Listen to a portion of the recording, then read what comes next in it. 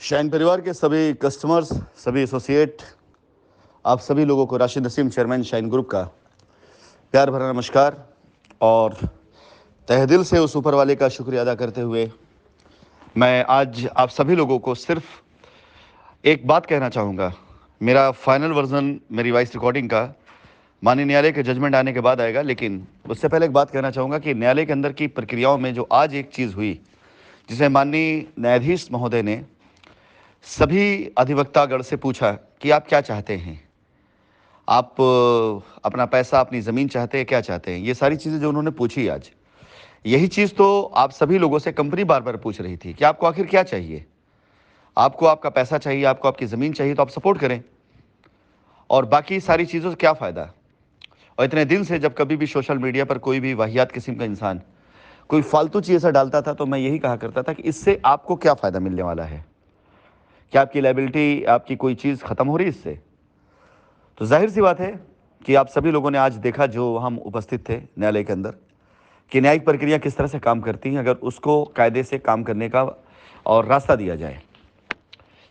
फिलहाल आज की कोर्ट की जितनी भी गतिविधियां थी आप सभी लोगों तक पहुंच चुकी होंगी, और अब ये मान के चलिए कि हम भी ये कह सकते हैं कि पहली बार मुझे ऐसा प्रतीत होना शुरू हो गया है, यकीन तो मुझे पहले से भी था, कि अब शायद आखिरी तारीख अगली तारीख होगी। मैंने पहले भी कहा था कि मुझे अपने किसी भी अंजाम की कोई परवाह नहीं। मुझे सिर्फ इस बात की परवाह है कि मेरी शाइन की जो रिस्पेक्ट है, जो इज्जत है, जिसे मैंने बहुत ही मेहनत से बनाई थी, वो कहीं धूमिल ना होने पाए। मुझे शाइन परिवार के कस्टमर्स की आंखों में जो विश्वास था, मुझे वही देखना था, मुझे वही चाहिए। जो प्यार था, जो श्रद्धा थी, जो सम्मान था, मुझे वही देखना था, और उसी के लिए मैंने कार्य किया। जैसा कि आप सभी लोग जो उपस्थित रहे कोर्ट में, आपने सुना होगा कि माननीय उच्च न्यायाधीश महोदय ने जब ये सवाल किया कि जब मेरी लोकेशन निकल रही है, बातचीत हो रही है, तो उन्होंने क्या कार्रवाई करी। जाहिर सी बात है कि अगर मैं चाहता तो मेरी लोकेशन, मेरी बातचीत, मेरा कॉन्टैक्ट नंबर किसी को नहीं मिल पाता, लेकिन मेरे लिए बड़ा वो नहीं था। बड़ी बात थी मेरे कस्टमर्स की लायबिलिटी। उनकी लायबिलिटी कैसे पूरी होगी। मैं तो कल भी आने को तैयार था, आज भी आने को तैयार हूँ, कल भी आऊँगा मैं, चाहे जैसे आऊँ। न्यायाधीश महोदय की तरफ से आज जो भी कोर्ट के अंदर हुआ, वो एक बहुत बहुत बहुत बहुत पॉजिटिव संकेत है सभी कस्टमर्स के लिए। सिर्फ यही मैं कहना चाहूँगा कि अपने हक की लड़ाई लड़िए। आपका हक, आपका पैसा है, आपकी ज़मीन है। फालतू लोगों की फालतू बातें नहीं हैं। आपने खुद देखा होगा इतने दिनों में लोगों ने पता नहीं कितनी फालतू बातें कहकर कभी आपको भ्रमित किया, कभी आपको चिंतित किया, कभी आपको डराया, कभी आपको सम्मोहित किया, कभी आपसे पैसे लिए, कभी आपको फटकारा। बहुत सी ऐसी चीज़ें आप साथ हुई हैं, आप खुद देख लीजिए। हाँ, ये मान के चलिएगा कि अब वो दिन करीब आ रहा है जिस दिन के लिए मैंने इतने दिन तक लड़ाई लड़ी थी। कोर्ट के द्वारा फैसला आने के बाद जो कुछ भी फैसला कोर्ट के द्वारा आएगा वो सर्वमान्य है ही, हम भी मानेंगे, आप भी मानेंगे। मेरे ऊपर लगाया गया 60,000 करोड़ के गबन का, मेरे डबल पासपोर्ट का, या और भी जितने आरोप हैं, उनकी लड़ाई तो अभी बाकी है। वो मैं लड़ूंगा, चाहे जैसे लड़ूं, वो लड़ाई मैं लड़ूंगा, उसको मैं ख़त्म नहीं होने दूंगा।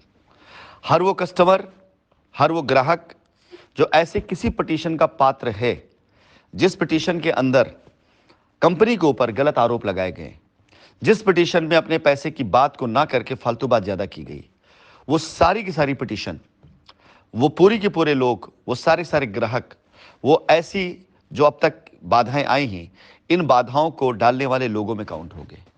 मेरा आज भी निवेदन है, आगामी तारीख आने वाली है, कोर्ट का रुख आज आपने देख लिया होगा, कोर्ट का भी रुख है कि आप अपने पैसे की बात कीजिए। आपको चाहिए कि आप वो बताइए।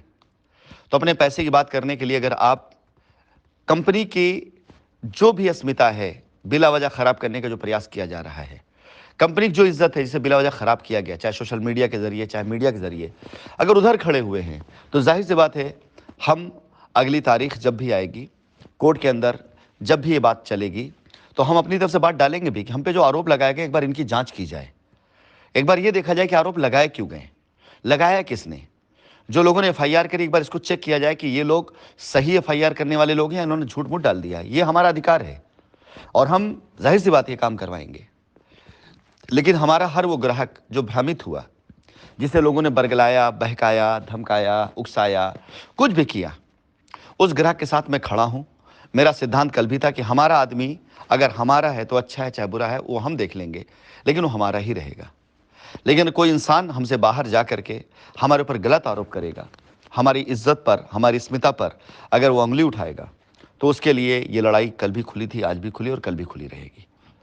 फिलहाल कोर्ट अपना काम करेगा, कानून अपना काम करेगा, एजेंसीज अपना काम करेंगी, कंपनी अपना काम करेगी। कस्टमर के हित के लिए हम सब प्रयास कर रहे थे। आज आप फैसला करके देख लीजिए और एक बार सोच के देख लीजिए कि आपकी लड़ाई लड़ा कौन। क्या वो सारे वकीलों ने लड़ी है लड़ाई जो बिला कोर्ट का समय बर्बाद कर रहे थे, जिनको आज कोर्ट में बोलने नहीं दिया गया? अगर वो हक इंसाफ पे होते तो कोर्ट आज उनको बोलने देती। आज सुना उनको गया जिन्होंने ये कहा कि हाँ, उनको अपने कस्टमर्स की लायबिलिटी खत्म करने के लिए जमीन में पैसा चाहिए। फालतू बकवास वालों को नहीं सुना गया। ये शुरुआत है, ये शुरुआत है उस लायबिलिटी के रोने के अंत की, जिसे लोगों ने बिला रो रो करके आप सभी लोगों को परेशान कर रखा था। और ये अंत है उस शुरुआत की जो लोगों ने बिला वजह कर दिया था, और ये सोच करके कि कुछ भी हो जाए कंपनी को आने नहीं दिया जाएगा, काम नहीं करने दिया जाएगा। लेकिन अब ये मान के चलिए कि कोर्ट का फैसला आने के बाद हमें पूरा यकीन है आज की तारीख में, अगर हम पर 1 रुपए की लायबिलिटी है तो 10 रुपए हमारे पास है। हम वो लायबिलिटी 10 गुना जाते जिस खत्म कर लेंगे, उसके बाद काम तो करेंगे ही।